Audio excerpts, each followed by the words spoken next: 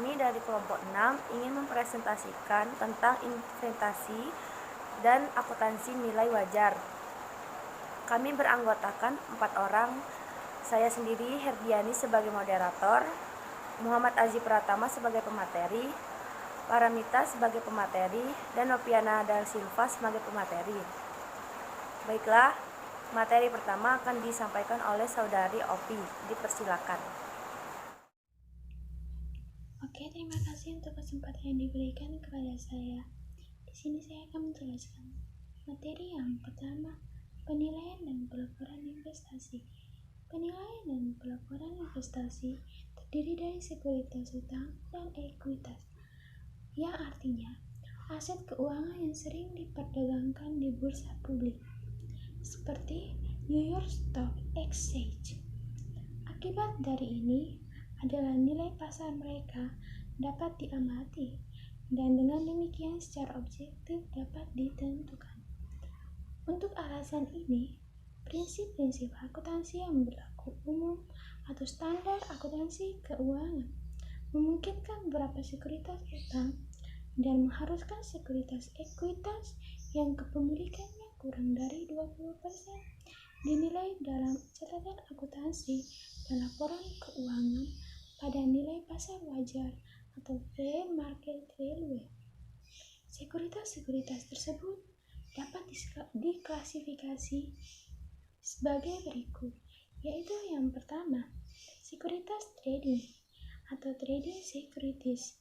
Yang kedua, sekuritas yang tersedia untuk dijual atau available for sale securities.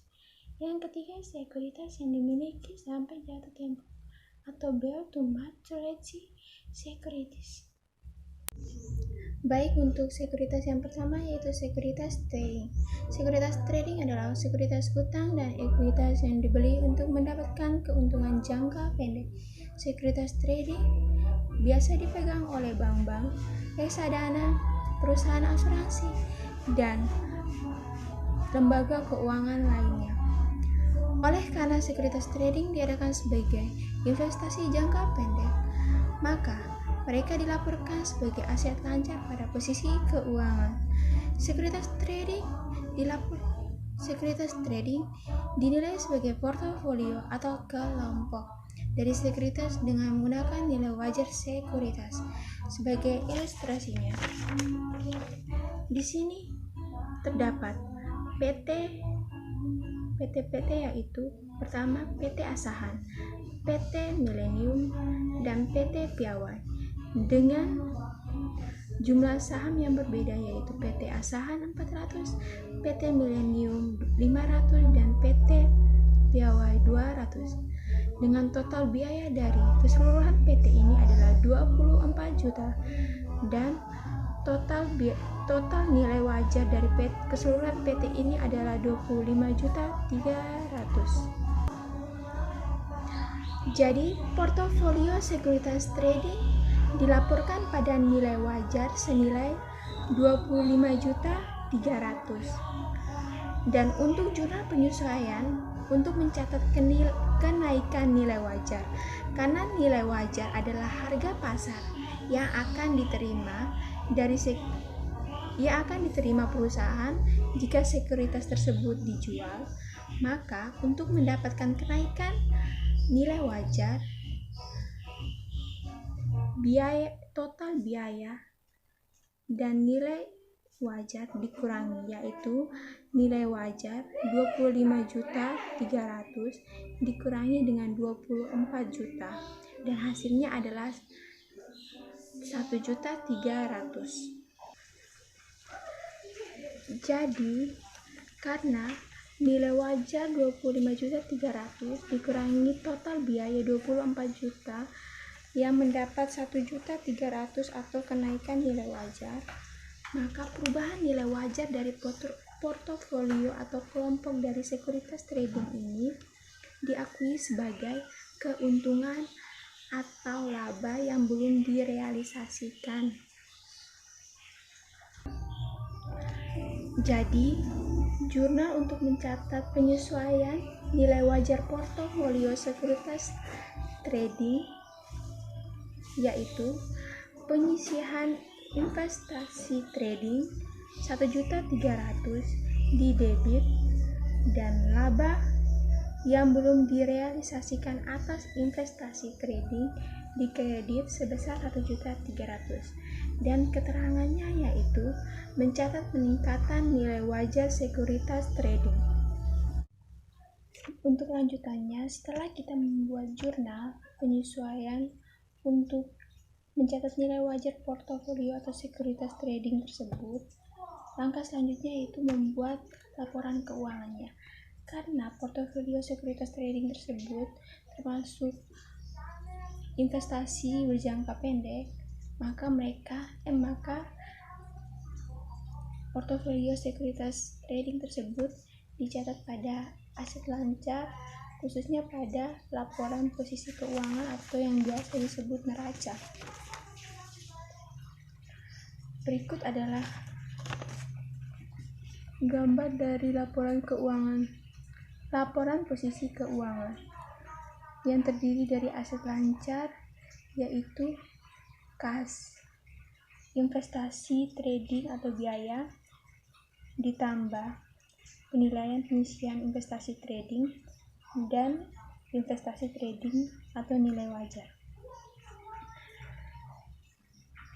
Investasi trading biaya dengan 24 juta ditambah dengan penilaian pengisian investasi trading 1.300.000 yang hasilnya yaitu investasi trading atau nilai wajar yaitu 25.300.000.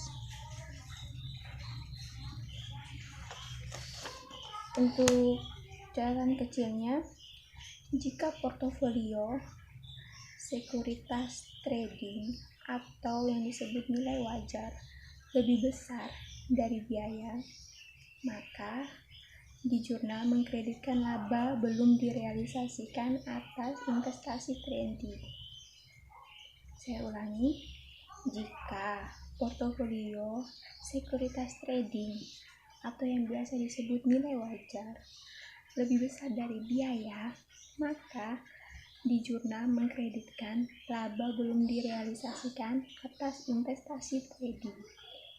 Dan jika portofolio sekuritas trading atau biasa yang disebut nilai wajar lebih kecil dari biaya, maka mendebit rugi belum direalisasikan atas investasi trading. Saya ulangi, jika portofolio sekuritas trading atau yang disebut nilai wajar lebih kecil dari biaya, maka mendebitkan rugi belum direalisasikan atas investasi trading. Yang kedua, sekuritas yang tersedia untuk dijual merupakan utang atau ekuitas yang tidak diperdagangkan, dimiliki hingga jatuh tempo. Dan untuk slide yang berikutnya akan dijelaskan oleh Paramita. Sekian dari saya. Selanjutnya ada penilaian penyisihan yang akan dilaporkan pada tanggal 31 Desember 2016, yang mana laporan ini akan dilaporkan pada laporan posisi keuangan. Seperti yang ada pada tabel tersebut, hasil akhir dari laporan ini sesuai atau balance dengan nilai wajar yang ada pada portofolio sekuritas yang telah dijelaskan oleh Ovi. Nah, seiring dengan berjalannya waktu, akun penilaian penyisihan disesuaikan untuk mencerminkan perbedaan antara biaya dan nilai wajar, yang mana peningkatan dalam akun penilaian penyisihan ini yang dari awal periode akan mengakibatkan penyesuaian untuk mencatat keuntungan yang belum direalisasi. Penurunan akun penilaian penyisihan dari awal periode akan mengakibatkan penyesuaian untuk mencatat kerugian yang belum direalisasikan. Berikutnya ada sekuritas yang tersedia untuk dijual. Apa itu? Yaitu utang dan ekuitas yang tidak diperdagangkan dan dimiliki hingga jatuh tempo. Sekuritas ini mirip dengan sekuritas trading yang perbedaannya ada di pelaporan perubahan nilai wajar. Perubahan nilai wajar sekuritas yang tersedia untuk dijual dilaporkan sebagai bagian di ekuitas dan dikeluarkan dari laporan laba rugi. Nah, di sini saya akan sedikit menjelaskan tentang contoh yang ada. Nah, contoh yang kami ambil ini sama dengan sekuritas trading, yang mana total biayanya 24 juta dan total nilai wajarnya 25.300.000. Nah, kita beralih ke jurnal penyesuaian. Untuk mempertahankan catatan biaya asli dari sekuritas, maka akun penilaian yang disebut dengan penyisian investasi yang tersedia untuk dijual dicatat di sebelah debit dan mengkredit akun ekuitas pemilik sebesar 1.300.000 ke laba atau rugi investasi tersedia untuk dijual. Nah, 1.300.000 itu didapat dengan cara yang sama dengan trading, yaitu nilai wajar dikurangi biaya investasi.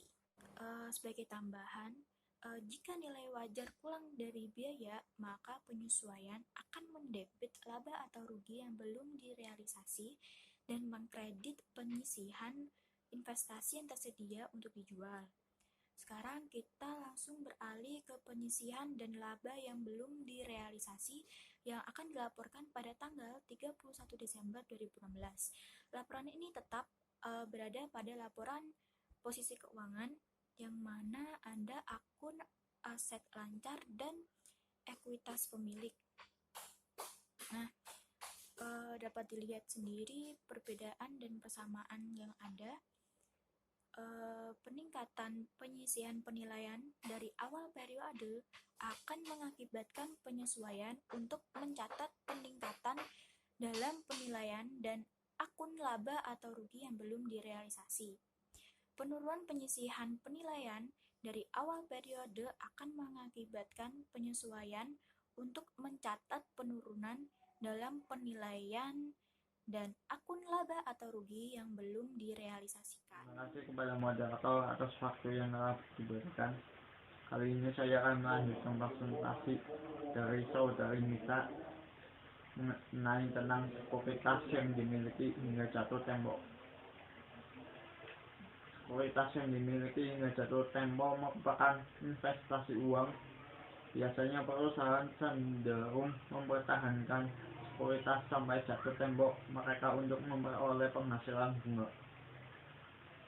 Jika sekuritas yang dimiliki akan jatuh tempo dalam waktu 1 tahun, maka akan dilaporkan sebagai aset lancar pada laporan posisi keuangan. Jika jatuh tempo lebih dari 1 tahun, maka akan dilaporkan sebagai aset tidak lancar. Hanya wesel dan obligasi yang diklasifikasi sebagai sekuritas yang dimiliki hingga jatuh tempo. Investasi obligasi dimiliki hingga jatuh tempo dicatat sebesar biaya mereka. Jika tingkat bunga obligasi berbeda dari suku bunga pasar, maka obligasi dapat dibeli dengan premi atau diskonto.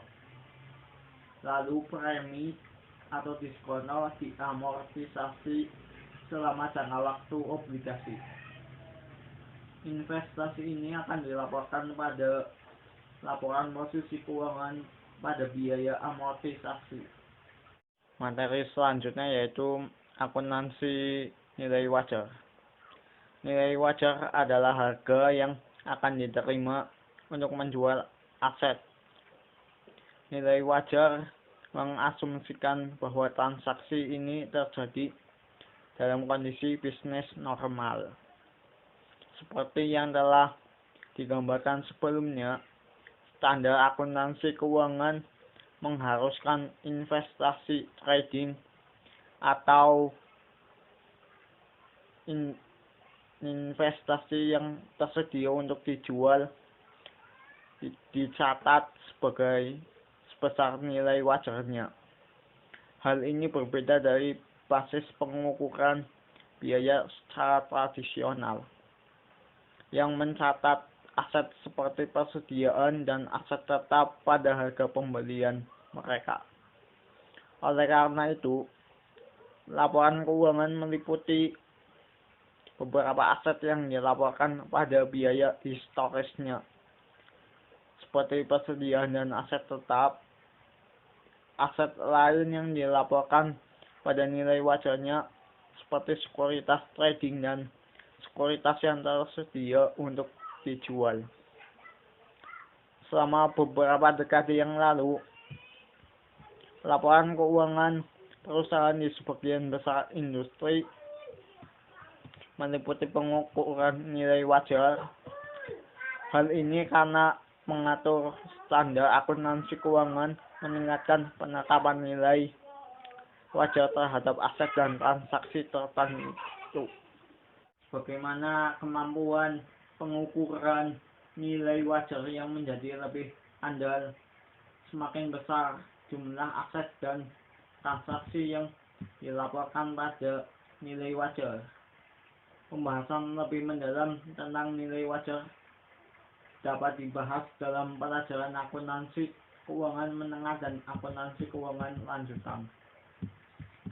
Dampak akuntansi nilai wajar terhadap laporan keuangan. Penggunaan nilai wajar untuk menilai aset dan liabilitas memengaruhi laporan keuangan. Secara khusus, laporan posisi keuangan dan laporan laba rugi dapat terpengaruh. Dampaknya yaitu sebagai berikut. Yang pertama, ada laporan posisi keuangan. Ketika suatu aset dilaporkan pada nilai wajar, selisih antara biaya awal dari aset atau nilai wajar periode sebelumnya harus dicatat. Seperti yang digambarkan untuk sekuritas trading dan sekuritas yang tersedia untuk dijual. Salah satu metode untuk melakukan hal ini adalah dengan menggunakan penyisihan. Akun penyisihan investasi trading digunakan sebelumnya dalam bab ini untuk menyesuaikan sekuritas trading pada nilai wajarnya. Sekuritas yang tersedia untuk dijual dilaporkan pada nilai wajar dalam laporan posisi keuangan. Perubahan dalam nilai wajarnya diakui dalam laporan laba rugi, tetapi sebagai bagian ekuitas pemegang saham melalui akun penghasilan komprehensif dan akumulasi penghasilan komprehensif lain. Yang kedua yaitu dampaknya pada laporan laba rugi. Sekuritas trading juga dilaporkan pada nilai wajar dalam laporan posisi keuangan. Alih-alih mencatat laba yang belum direalisasi atau kerugian atas perubahan nilai wajar sebagai bagian dari ekuitas pemegang saham, keuntungan atau kerugian yang belum direalisasi dapat dilaporkan pada laporan laba rugi. Materi selanjutnya yaitu analisis dan interpretasi keuangan dividend yield. Dividend yield mengukur tingkat imbal hasil kepada pemegang saham berdasarkan dividen tunai. Dividen yield paling sering dihitung untuk saham biasa karena saham preferred memiliki tingkat dividen yang dinyatakan. Sebaliknya, dividen tunai yang dibayarkan pada saham biasa biasanya bervariasi dengan profitabilitas perusahaan. Dividen yield dapat dihitung dengan rumus sebagai berikut. Dividen per lembar saham biasa dibagi dengan harga pasar per lembar saham biasa. Itulah materi yang dapat saya sampaikan. Selanjutnya saya lanjutkan kepada materi selanjutnya, yaitu saudari Ani. Baiklah, saya akan melanjutkan presentasi dari saudara Azi, yaitu contoh dari dividen yield. Pada tanggal 11 Maret 2016, PT Seban memiliki harga pasar sebesar 58.000 per saham dari saham biasa. Untuk tahun selanjutnya, PT Sabang membayar dividen tahunan sebesar Rp 2.900 per saham. Jadi, hitunglah dividen yield untuk PT Saban. Jawabannya, kita telah mendapatkan rumus dividen saham, yaitu dividen lembar saham biasa dibagi harga pasar per saham. Jadi tinggal kita masukkan saja nilainya. Dividen lembar saham biasa yaitu harganya Rp 2.900 dibagi harga pasar per saham, yaitu 58.000 dibagi. Terus kita telah mendapatkan hasilnya, yaitu 0,5 atau sama dengan 5%. Selanjutnya, penghasilan komprehensif, yaitu sebagai semua perubahan dalam ekuitas pemegang saham selama periode waktu tertentu, kecuali yang dihasilkan dari dividen atau investasi pemegang saham. Penghasilan komprehensif dihitung dengan menambah atau mengurangi penghasilan komprehensif lainnya dari laba neto.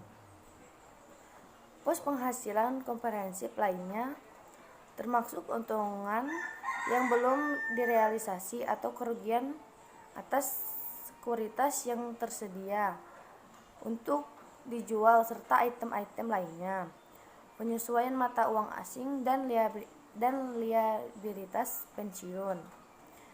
Perusahaan juga diwajibkan untuk melaporkan penghasilan komprehensif dalam laporan keuangan di salah satu dari cara berikut. Yang pertama, pada laporan laba rugi, dan yang kedua, dalam pernyataan terpisah laba rugi komprehensif yang dengan segera mengikuti laporan laba rugi. Sekian presentasi dari saya ucapkan terima kasih. Baiklah, itulah presentasi dari kelompok kami. Kami akan membuka sesi tanya jawab, yaitu satu sesi 4 pertanyaan. Bagi siapa saja yang ingin bertanya bisa ditulis di forum atau di grup WA. Sekian presentasi dari kami ucapkan terima kasih. Wassalamualaikum warahmatullahi wabarakatuh.